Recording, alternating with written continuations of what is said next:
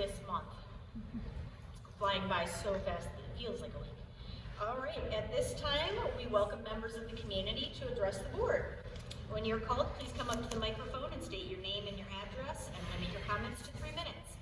Please direct all comments to the board. Per established procedures, we will not respond to questions or interact with the speaker during public comment. Everyone who indicates that they would like follow-up from the district will get follow-up from the appropriate administrator. All right, first up, we have Paul Doyle.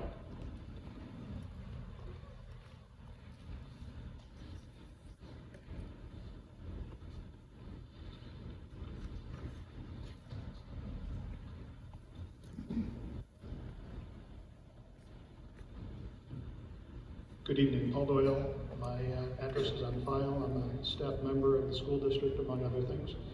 And I'm here tonight as a bus driver, as a staff member. I've been driving a bus for now 3 years. And what is becoming well apparent is that the shortages that we are experiencing in key staff roles is not a temporary condition. And the forecast is not promising. I would submit to you that we understand less about what is going on than we could, and so many of our staff members and our leaders are working furiously just to sustain operations that we haven't been able to study the deeper causes and roots. And it's not just Forest Hills, it's the county, it's the state, it's the nation. And so my request to Superintendent Schubel and the board is, can we make a commitment in this coming year to get to some good understanding through better data and work cooperatively with our neighbors and colleagues in the county? I know that there is a strong interest in finding solutions to these staffing challenges, because we're at risk of not being able to deliver core services to students and families in the community. So that would be my request to the board. Thank you. Thank you. Breezy Rusher.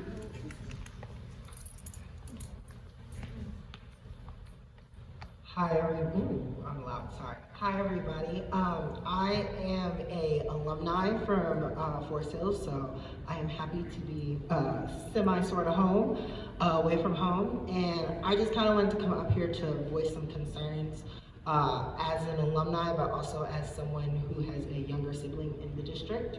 I've heard some concerns both of staffing and support issues, but also not utilizing resources, specifically in the case of Global Learners Initiative, GLI. I heard there was some pullback from the program and some detracting of events, program and workshops, and staff educating systems. And I've also asked my brother some things like what goes on in the district, and I will admit he is a kid, so he could have not told me everything. Hence why I wanted to come up here and talk to some adults at the table and kind of just ask what was the reasoning or what's going on, why such detraction we're seeing. I've been on this school board meeting one time prior to this, and I was assured at that time that GLI wasn't going anywhere and the program was still going to do well and expand and, you know, increase inclusivity and awareness, as well as boosting in that cultural competency educational practices. And I just want to make sure this school board plans on upholding that moving forward in the next year. But yeah, that's really all I have to say. Other than that, it's nice to see everybody again. Thank you. Thank you. Ellie McDowell.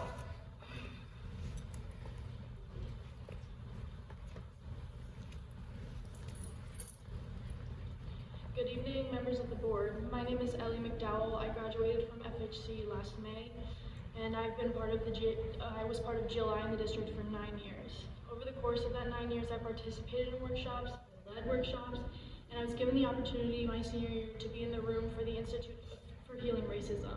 That institute changed my life. My family has been part of GLI for years, and that taught me a lot about loving the people around me since before I was even in school. GLI has helped teach me that the people around me all came from different backgrounds, and that those things should not be something that defines them in my eyes or anyone else's. GLI is part of the reason I'm going to college to become a teacher. I can't wait for the day that I get to change someone's life like GLI changed mine. Not only did it teach me about showing kindness and love to the people around me, but it gave me some of my best friends. All in all, I don't know what I would have done without it in high school. It's also my understanding that the Institute for Healing Racism offered this school year is only 1 day instead of 2. I also understand that the name has been changed and it's being contracted out to a service provider. And thirdly, that it was not only not offered to the people in the community, but not the high school seniors either. Members of the board, I cannot begin to express to you the importance of the Institute.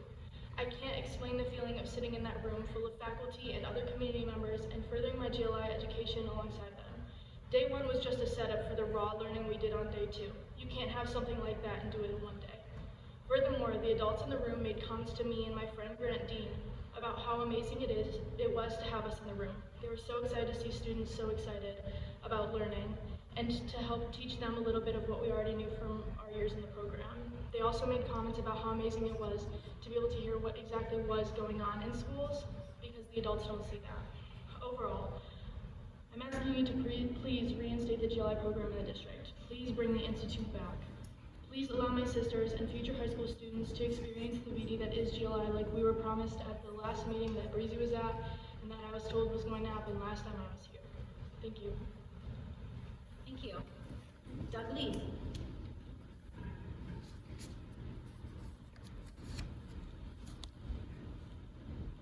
Doug Lee.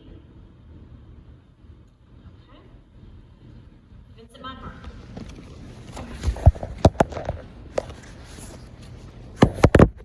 Vincent Monmar. You'll find me at 6860 Cascade Road. This speech is rated PG-13 for language, represents my views only, and not any organization that I'm affiliated with. We sit at the crossroads of 3 major holidays: the first, national, the second, religious, and the third, Gregorian. Thanksgiving's message of cooperation and gratitude resounds clear 402 years later. The Pilgrims were religious refugees, and the Wampanoag tribe showed them unconditional grace. They represented the best of Native Americans, saving the Pilgrims from certain death with New World knowledge. The Pilgrims reciprocated in kind, sharing technology, and fighting to protect their new family against the brutal Narragansett tribe. Through shared values and in thanks, they broke bread together. Massasoit and Bradford swore peace in a treaty that remains unbroken to this day. I am thankful. I am thankful for Thomas James. It took guts for her to host a limited public DEIB informational meeting on October 24th. After that, Ms. James followed up, and she followed through, answering my questions, and a record of this is available for viewing on the Forest Hills for Just Education YouTube site. Of all the administrators that I have encountered, she has been the most open and forthright with me.